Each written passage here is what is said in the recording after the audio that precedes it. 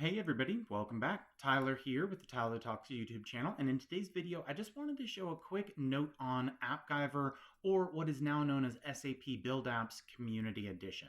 Now I've made a ton of videos about this, and I actually have resources and free downloads over at codelessfix.com if you're interested in taking a look.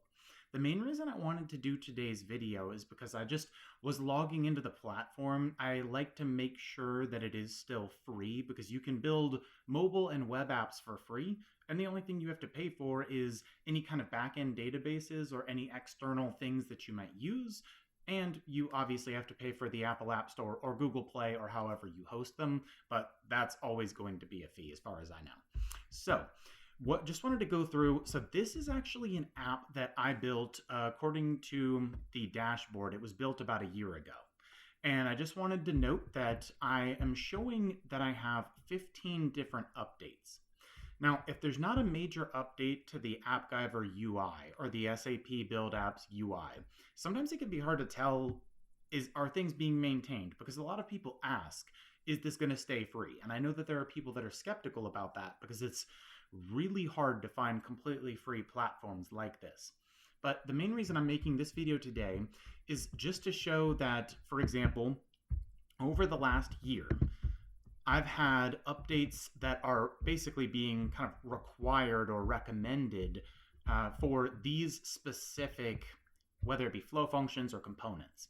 Now, one of the things to note here is these are just the ones that are being used in the app that I have. So there could be more out there. And I don't necessarily know when a lot of these updates are released, but for example, you can select one and see, okay, this is the date that this one was released. Or if we go here, you'll see, we can see that this one was also released 2025. So you can see when different updates or components are being released. I don't think that that speaks to this platform being free forever or anything like that, but I think it does show that there is still a process for some of these things being updated. Now, when I was going through the components, because I always like to see if there are any new types of components out there, when I was kind of scrolling through, I don't notice much of a change, and I can't remember, but I think that this product table might actually be a newer component. So that is kind of an interesting one. It looks kind of like a container of sorts, but main thing to note here is it looks like it's relatively new. You can see it was published in 2023, updated 2024, so I guess I wouldn't say it's too new.